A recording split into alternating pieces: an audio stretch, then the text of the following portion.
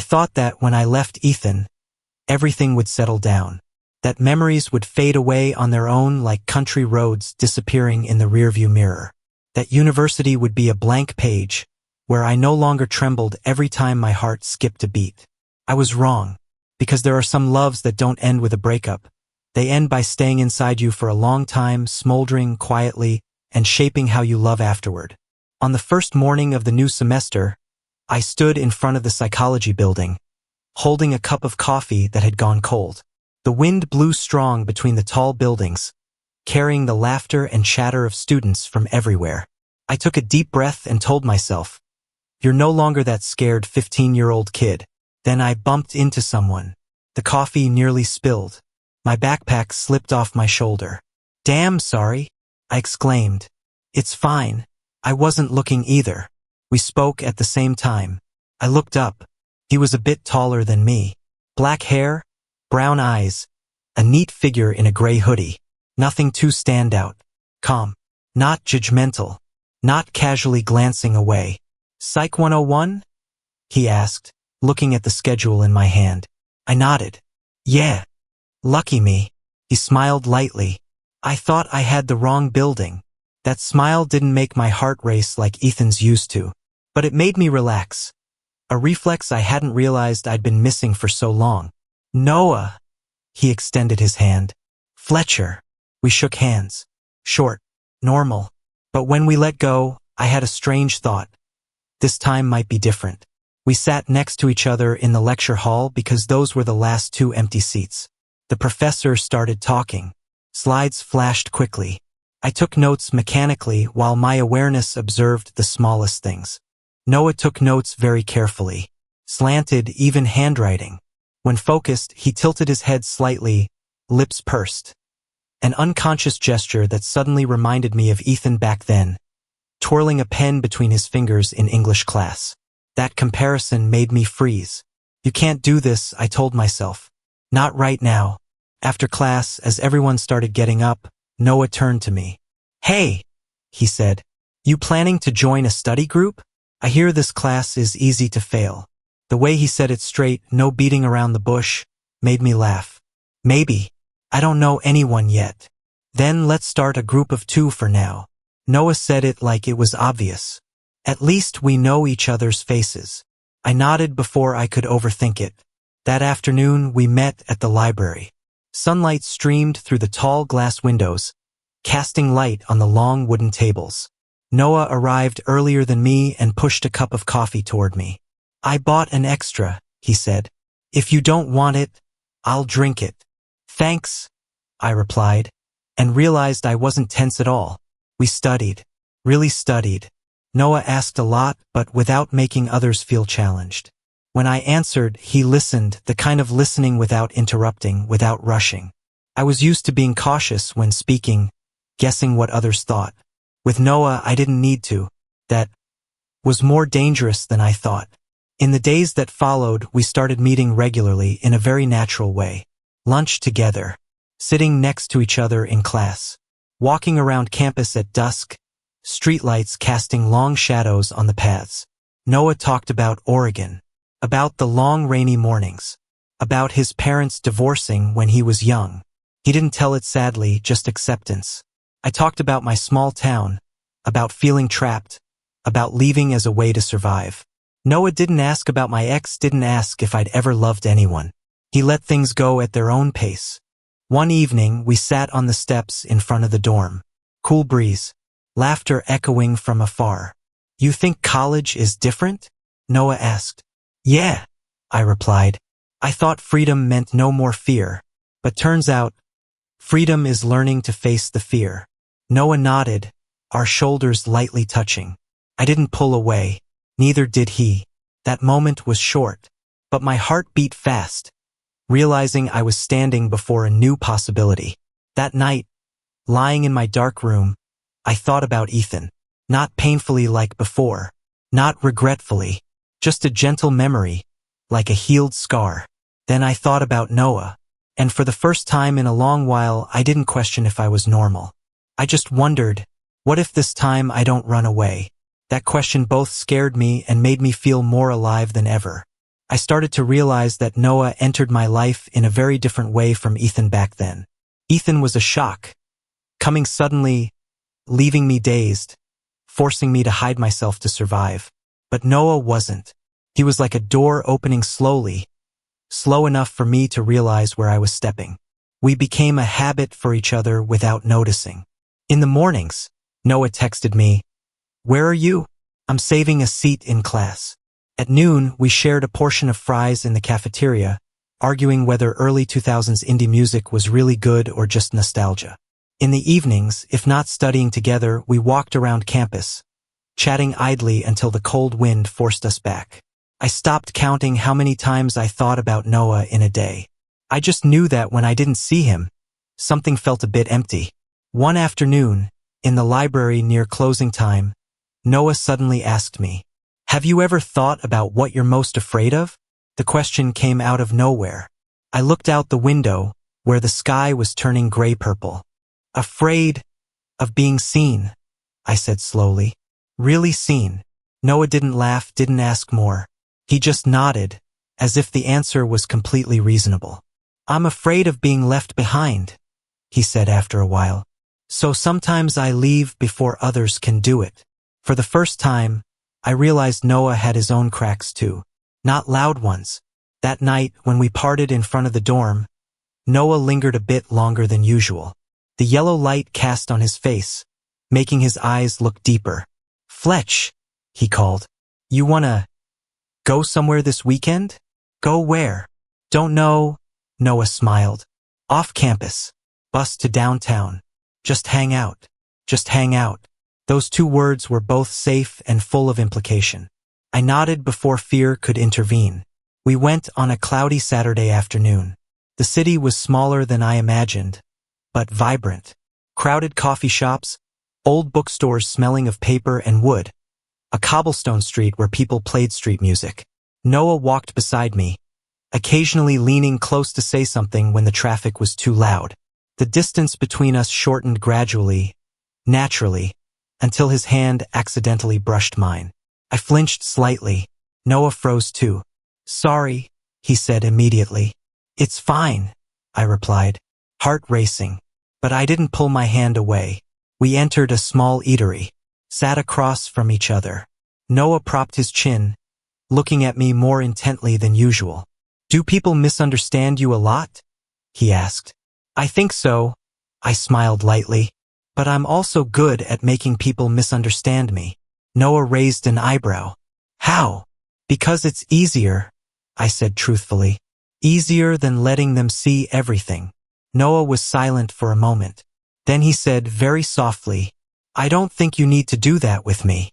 That sentence made me choke up. Not because it sounded like a confession, but because it sounded like permission. The afternoon passed quickly. As we waited for the bus back to campus, it started getting cold. Noah gave me his scarf. "You're shivering." I took it. Familiar laundry scent. I wrapped it around my neck, the intimacy making me breathe deeply. "Thanks," I said. The bus arrived. We sat next to each other, shoulders touching. No one spoke, but I felt it clearly. Something was growing between us, very real. That night, I lay in my dorm bed, staring at the ceiling, and thought about Ethan. This time, the memory wasn't an open wound. It was like a closed chapter, important but no longer controlling me. I realized something that scared me a little. I no longer loved Ethan in the old way, and that meant I was opening my heart to Noah. The next morning, Noah texted me, "Yesterday was fun." I replied, "Yeah, me too." Just one sentence. But my hand trembled as I hit send. I started noticing Noah in a way I couldn't deny anymore. The way he looked at me when he smiled. The way his voice lowered when serious. The way he always gave me time, never forcing me to be someone else. And then, one evening, while we were studying in my room, Noah set his pen down and looked straight at me. "Fletch," he said, "I think I like you." No beating around the bush. No joking. No testing. That sentence hung in the small room. I knew, from this moment, I couldn't go back to being a bystander in my own story. When Noah said, "I think I like you," the room seemed to slow down. No background music. No cinematic moment. Just the faint hum of the heater, the soft yellow light from the desk lamp, and my heartbeat pounding so hard I feared Noah would hear it. I didn't respond right away. Not because I didn't know how I felt, but because for the first time in my life, I knew that if I said it, everything would really change. Noah didn't rush me. He didn't repeat the sentence. He just sat there, hands on his thighs, eyes on me but not pressuring. That way of waiting made my throat tighten. I started, then stopped. I took a deep breath. I'm not good at this. Noah smiled faintly. Neither am I. I've liked someone before, I said, voice low. For a long time, but I never said it. I'm used to holding back. Noah nodded. Then let me ask it differently. He looked at me, eyes more serious. Do you want to try? No need to label it. Just me and you. My heart clenched. This wasn't Ethan. Not a one-sided longing to hide. This was an open door, and the person in front of it was looking straight at me, patient enough to wait, but honest enough not to pretend. Yes, I said, very softly, but clearly. Ido. Noah didn't rush forward, didn't kiss me right away. He just let out a light breath, as if he'd been holding tension too. That's enough, Noah said. The distance between us changed from that moment. Not immediately, but something shifted, like when you know you're no longer on thin ice. In the days after, we didn't make anything public. But we didn't pretend to be just regular friends anymore. Noah started sitting closer to me in class, placing his hand on the back of my chair when standing up. Sometimes, when no one was looking, he lightly touched my wrist, just enough for me to know. Those small touches made me both excited and scared. Not because I didn't want them, but because I wasn't used to being allowed to want. One evening, Noah invited me to his room. His roommate wasn't back yet. We sat on the bed, backs against the wall, laptop open but neither looking at the screen. Fletch, Noah said, if at any point you don't feel okay, I'll say. I interrupted. I looked at him. I promise. Noah nodded. Then, very slowly, he raised his hand, pausing in mid-air, like a wordless question. I nodded. Noah touched my hand. Warm palm. Firm touch, not trembling. I realized I was holding my breath. He leaned closer. Our foreheads nearly touched. I smelled the familiar soap scent, just like that movie night before. But this time I didn't turn away. Our first kiss wasn't rushed. Lips touching lips, a bit dry, a bit strange. But when Noah pulled back, his forehead lightly resting on mine, I knew. This was what I'd been waiting for a long time, even if I hadn't dared name it before. Okay? Noah asked, voice low. I nodded, then laughed softly. Yeah, I just never felt this calm. Noah smiled. I like hearing that. We didn't go further that night. Noah didn't push. I didn't feel disappointed. Just a warm feeling spreading slowly in my chest. A kind of intimacy that didn't make me shrink away. After that, things progressed at our own pace. Mornings waking up to messages like, "Good morning, Fletch." Evenings studying together, sometimes ending with me resting my head on Noah's shoulder. Quick kisses before parting in empty hallways. I started letting Noah see more of me. The times I was silent too long. The times I withdrew out of fear. I told him about Ethan, not as an unfinished romance, but as part of my history. Noah listened. No jealousy. No comparison. He just said, "Thanks for trusting me." One night, as we lay next to each other, Noah turned to look at me. "You know what's different?" "What?" "You don't disappear when you're scared," he said. "You stay." That sentence made my eyes sting, because I knew that was something I'd never been able to do before. I don't know how long this love will last. I don't know what the future holds. But I know one thing very clearly. This is the first time I've loved without running away. The first time I've allowed another guy to touch not just my body, but the most vulnerable parts inside. And for the first time, I'm no longer loving in silence. Love with Noah didn't come like a fall. It came like learning to breathe again. Slow, deep, and sometimes still catching. We officially called each other boyfriend on a very ordinary evening. No flowers, no candles, no grand declaration. Just Noah lying next to me on the bed, turning to look at me and saying, "So, am I your boyfriend now?" I laughed, heart racing. "If you want." Noah leaned down to kiss me. "I want." Those two words carried a strange weight. Not the burden of responsibility, but the weight of choice. I'd chosen to step into a relationship that I didn't need to hide in the shadows. But college wasn't a completely safe world like I'd once hoped. The first time Noah held my hand in public, just for a few seconds, as we crossed the lawn in front of the library, I yanked my hand back reflexively. Without thinking, without control. Noah stopped immediately. Sorry. "No, it's not your fault," I said quickly. I'm not used to it." Noah looked at me, eyes not angry, but a bit sad. "Yeah, I get it." But I knew, understanding didn't mean it didn't hurt.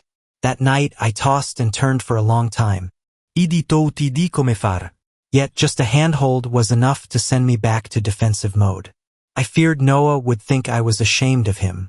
Feared he'd get tired of waiting for me.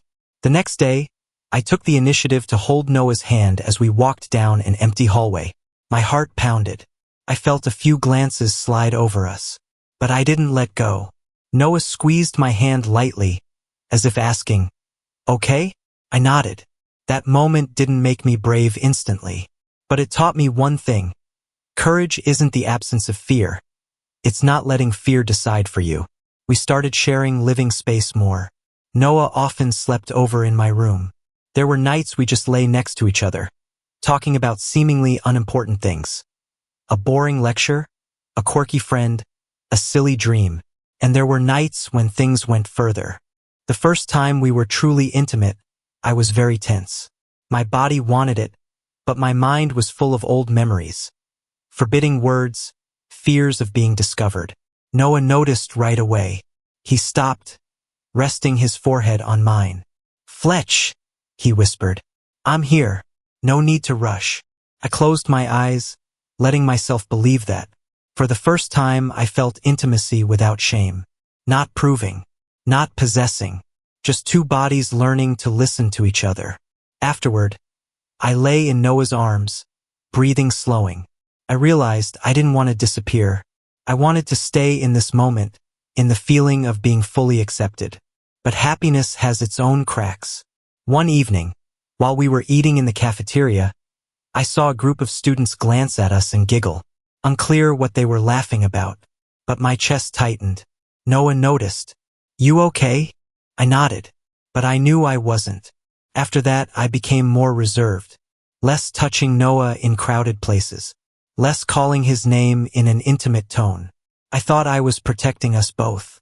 But Noah saw it differently. "You're pulling back," he said one evening as we sat in my room. "I don't need you to be public or anything. I just need to know. Are you ashamed of me?" That question hit my deepest fear. "No," I said immediately. "It's not that." "Then what is it?" Noah asked, voice not raised, but tired. I was silent for a long time. Then I said what I'd been avoiding. "I'm still learning to believe that loving a guy doesn't make me a target." Noah looked at me, eyes softening. "I wish I could make you less afraid." "You are," I said. "I just need time." Noah nodded. "Then I'll be here. But don't disappear." That sentence stayed with me all night. I realized this love wasn't just learning to be loved. It was also learning to stay, even when the fear hadn't gone anywhere. And I knew, sooner or later, I'd have to face a bigger challenge. Not from the outside world, but from within myself. That challenge came on a Friday afternoon, in a way I didn't expect. I was sitting in general psychology class when my phone buzzed. A message from Mom. Just one short sentence. "Come home this weekend. I want to talk." No emoji. No explanation. I stared at the screen so long the lecturer called my name twice. My chest tightened. My family didn't usually call me home suddenly. An instinct told me this wasn't small. That evening, I told Noah. We sat on the steps behind the dorm. It was already dark, the wind carrying the smell of damp grass. "You think they know?" Noah asked softly. "I don't know," I replied. I've never told them about anything related to this. Noah was silent for a moment. Then he said, "You don't have to tell them if you're not ready." I knew he said that to protect me, but inside, part of me was tired of hiding. I don't want to keep living like this is something I have to hide, I said. But I also don't want to lose my family. Noah placed his hand on my back, rubbing lightly. Whatever you decide, I'm here. That sentence didn't solve the problem, but it made me not feel like I was facing it alone. That weekend, I went home. Dinner went normally to a scary degree. Mom asked about school. Dad asked about summer plans. I answered smoothly like a well-rehearsed actor, but I knew the real talk was waiting afterward. After the meal, Mom told me to stay in the living room. Dad went upstairs. Just me and Mom. "Fletcher," Mom said, her voice gentle but serious. "I've noticed you've been different lately." I swallowed hard. "Different how?" "I'm not sure," she replied. "But I see you more distant. And I'm worried." There were 100 ways to respond. I could lie. I could deflect. I could say everything was fine. But Noah's image flashed in my mind. The way he looked at me when he said, "Don't disappear." "I'm in love," I said. My voice trembled, but I didn't stop. "And it's a guy." No Sander. No shouting. Just a silence that stretched so long I could hear the clock ticking. Mom blinked. Then she let out a long breath. "Are you sure?" "I'm sure," I said. "I've never been so sure about anything." Mom didn't respond right away. She looked down at her hands, then back at me. "I need time," she said. "Not because I don't love you, but because I need to understand." I nodded, tears silently falling. "I understand." The conversation ended there. No hug. But no rejection either. An undefined pause, scary, but not the end. When I returned to school, Noah was waiting in front of the dorm. He didn't ask right away, just pulled me into a tight hug. "How was it?" Noah asked afterward. "I told Mom," I replied. "Don't know the outcome yet." Noah nodded. "But you told her." I realized just that alone was a big step. The weeks after weren't easy. Mom texted less. I didn't know what she was thinking. There were nights I lay next to Noah, full of worry, wondering if I was asking too much from this world, to be myself and keep everything intact. Noah didn't try to fix my worries. He just was there, bringing me coffee when I studied late, placing his hand on my back when I was tense, reminding me I didn't need to be strong all the time. One night, as we lay on the bed, I turned to look at Noah. "If things get harder, will you regret it?" Noah looked at me, no hesitation. No. "I chose you. Not the easy version of you, all of you." That sentence made me cry. Not from sadness. From relief. I realized my first love didn't just teach me how to love another guy. It taught me how to face myself, even when the outcome was unclear. And though the road ahead was still foggy, I knew one thing for sure. I wouldn't go back to loving in silence. Everything started changing in a very slow way. Slow enough that if I didn't pay attention, I'd think nothing was happening. Mom texted again. Just questions about school, the weather at school, if I was eating enough. But each message was like a thin thread. Not enough to pull me close, but enough to keep me from falling completely. Noah noticed I was more relieved, even if I didn't say it. "You're breathing easier," he said one evening as we sat studying in the library. "I think so," I replied. "Or I'm getting used to not knowing." Noah smiled softly. We entered the phase of the semester where everything piled up. Midterms, group projects, consecutive late nights. There were times I was too tired to think about fear. And in those times, our love became very ordinary, practical. Noah dozed off at my study desk. I pulled a blanket over him. We argued over silly things, who forgot to take out the trash, who was late. Then we made up faster than we argued. Once, after a stressful day, I said something I'd never dared say to anyone before. "I'm afraid one day you'll see me as too much trouble." Noah looked at me, frowning. "Fletch, you're not a math problem to solve. You're a person." That sentence stayed with me for a long time. Then something happened, small, but enough for me to realize how far I'd come. At a small department party, with music, beer, groups of students laughing boisterously. Noah and I stood next to each other, not touching, but the distance very familiar. A classmate turned to me, smiling, and asked, "Is that your boyfriend?" That question didn't panic me like I thought it would. I looked at Noah, his eyes open, not avoiding. "Yeah," I said. "My boyfriend." Just 2 words. But when I said them, my chest expanded, as if I'd admitted something very real. Noah didn't make a big deal. He just placed his hand on my back for a short moment. A small gesture, but enough to make me feel chosen. That night, when we got back to the room, Noah kissed me longer than usual. Not rushed, not demanding, just a kiss full of presence.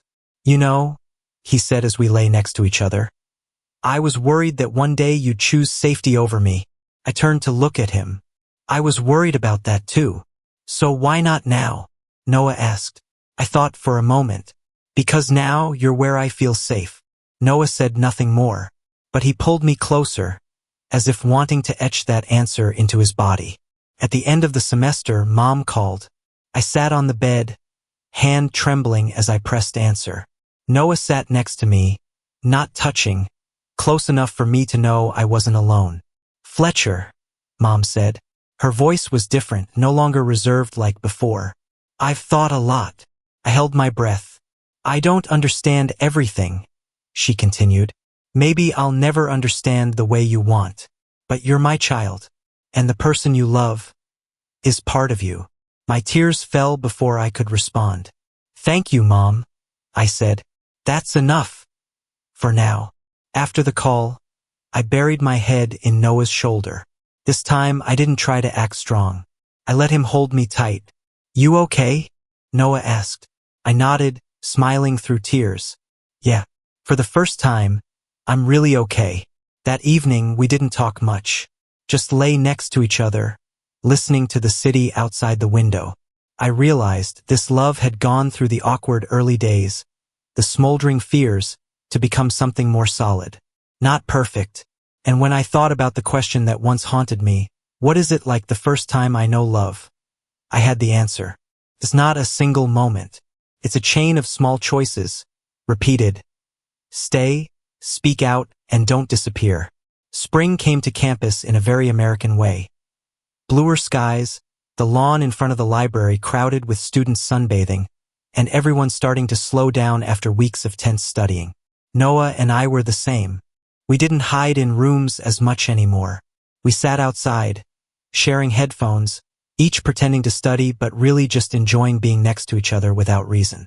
One afternoon, Noah suggested, "This weekend, I want to take you somewhere." "Where?" I asked.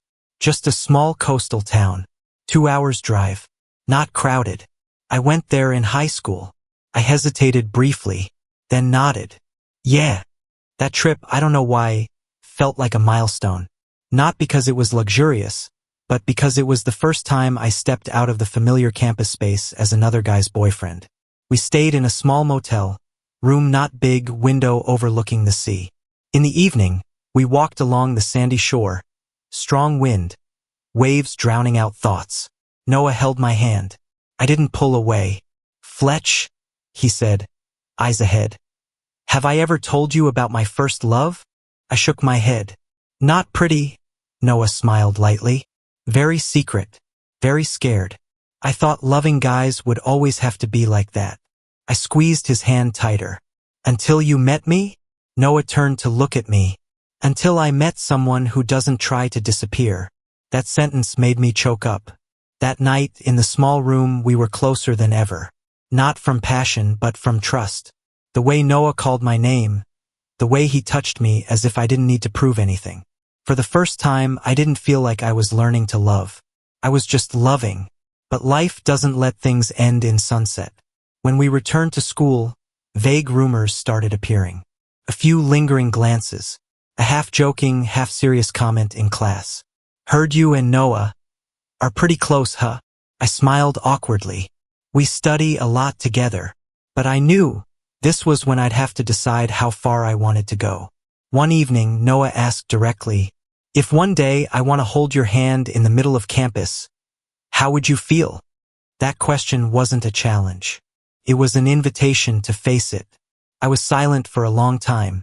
Then I said, I'm scared. Noah nodded. I know, but I don't want fear to decide for me anymore. I continued. Not always, but I want to try. Noah didn't hug me, didn't say anything grand. He just smiled. A few days later, we walked through the central campus square. Crowded, noisy. I felt my heartbeat clearly. Noah looked at me, didn't speak, just waited. I took a deep breath, then reached out my hand. Noah took it. Some people looked, some didn't. No one stopped. No one pointed. The world didn't collapse. But inside me, something quietly stood up. A part of me that had bowed its head for too long. That evening, I called Mom, told her about the beach trip. I didn't go into details, but I said, I'm happy. Mom was silent for a bit, then said, I can hear that in your voice. When I hung up, Noah was looking at me from the window, city lights casting on his face. What? Noah asked. I said slowly, I'm finally living my own life. Noah walked over, hugging me from behind. His chin rested on my shoulder. Welcome, he whispered. And in that moment, I knew this story was nearing its end. Not because the love ended, but because I'd completed a journey. From silence to naming, from fear to choice. And I was ready to tell the final part. The end of the story didn't come with a big event. It came with peace, something I'd never thought I deserved before. Summer began creeping into campus. Students left in groups. The lawns thinned out. Everything like exhaling after a long year. Noah and I stayed, each with a part-time job near school. Our lives narrowed. Fewer classes, fewer schedules, more time for each other. There were mornings I woke up before Noah. I lay still, watching him sleep, face unguarded, eyebrows slightly furrowed as if dreaming something very real. Those moments made me understand. Love isn't when the heart beats hardest, but when it beats steadily. One late afternoon, Noah invited me to the roof of the old academic building, where few people went. We sat next to each other, legs dangling, watching the sun sink below the horizon. Do you regret saying it? Noah asked suddenly. I thought about the past months, the times of fear, the hard conversations, the tears, and also the quiet evenings where I could hear our breaths merging. No, Irraplia. If I hadn't said it, I wouldn't have become this version. Noah smiled. What version? The version that doesn't disappear anymore, I said. The version that dares to love. Noah looked at me for a long time. Then he said, voice deep and firm, I love you, Fletch. This time I didn't freeze. No need to prepare. No need to overcome fear. I love you too, I replied. 2 simple sentences, but the crystallization of an entire journey. A few days later, I went home again. This time I wasn't as tense as before. Noah didn't come with me. Not yet. But he texted me before I walked in the door. No matter what, I'm here. That dinner, Mom looked at me for a long time. Then she asked, gently, the person you love treats you well, right? I smiled. Very well. Mom nodded, said nothing more. But when I stood to clear the table, she placed her hand on my shoulder, awkwardly, but enough for me to understand. She was learning to stay, just like me. When I returned to school, Noah waited for me in the parking lot. He hugged me right away, no need to ask. How was home? He asked. Better than before, I replied. Not perfect, but better. Noah kissed my forehead. That's enough. The last evening before Noah left for his summer internship, we lay next to each other, lights off, window open. The distant city was still noisy, but in that small room, everything was still. What do you think will be like later? I asked. Noah chuckled softly. I think there'll be really hard days, but also a lot of days like this. I turned, resting my head on his chest, listening to the steady heartbeat. I once thought, I said slowly, that the first time I knew love would be a short story, something that comes and goes. Noah stroked my hair. And it turns out, I said. It's a beginning. When Noah left the next morning, I stood watching the car disappear. I didn't feel empty. I felt solid. Because I knew I wouldn't go back to the old me, the one who only knew to love in silence, in fear.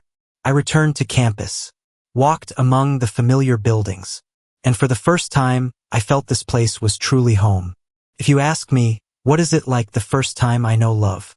I'll say, it's when I dare to look straight at another guy and say, this is the one I choose. It's when I learn to stay even when trembling in fear. And it's when I realize, love doesn't make me weaker. It makes me myself.